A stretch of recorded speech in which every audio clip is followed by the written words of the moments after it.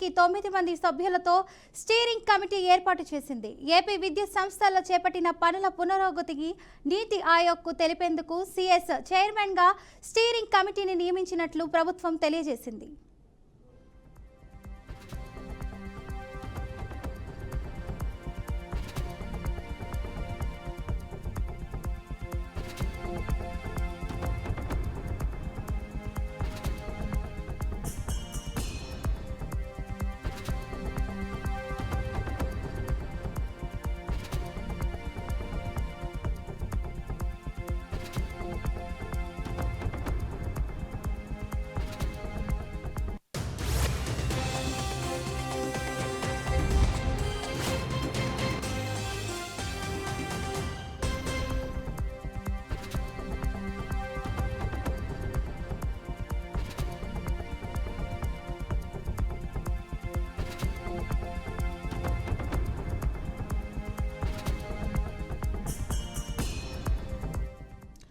ఆంధ్రప్రదేశ్ కూటమి ప్రభుత్వం కీలక నిర్ణయం తీసుకుంది. నీతి ఆయోగ్తో సమన్వయానికి 9 మంది సభ్యులతో స్టీరింగ్ కమిటీ ఏర్పాటు చేసింది.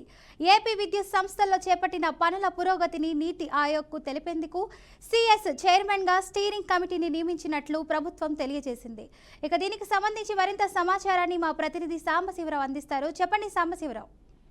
ఆంధ్రప్రదేశ్ కూటమి ప్రభుత్వం కీలక నిర్ణయం తీసుకుందని చెప్పుకోవాలి. నీతి ఆయోగ్ సమన్వయానికి 9 మంది సభ్యులతో కూడినటువంటి ఒక స్టీరింగ్ కమిటీ ఏర్పాటు చేసింది. ఈ స్టీరింగ్ కమిటీ పూర్తి స్థాయిలో కూడా ఈ నీతి ఆయోగ్ సంబంధించినటువంటి అంశాలన్నీ కూడా పర్యవేక్షిస్తారు. అదేవిధంగా ఈ యొక్క ఏపీ విద్యుత్ సంస్థలో చేపట్టినటువంటి పనులు ఏదైతే విద్యుత్ సంస్థలో ప్రస్తుతం నడుస్తున్నటువంటి పనులు ఉన్నాయో ఆ పనులకు సంబంధించి కానీ అక్కడ ఉన్నటువంటి పురోగతిపై కూడా ఒక స్టీరింగ్ కమిటీ పూర్తి స్థాయిలో నివేదికను అయితే అందజేస్తున్నారని చెప్పుకోవాలి. అయితే ముఖ్యంగా దాంట్లో జరుగుతున్నటువంటి ప్రస్తుత స్థితిగతులను కూడా ఈ స్టీరింగ్ కమిటీ అనేది పూర్తి స్థాయిలో ఈ యొక్క అంశాన్ని చేస్తుంది.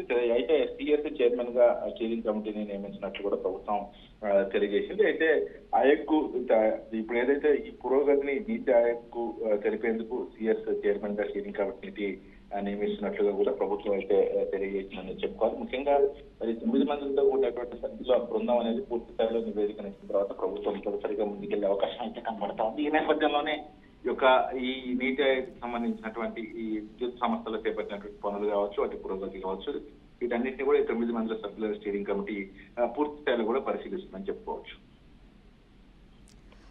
Right, thank you.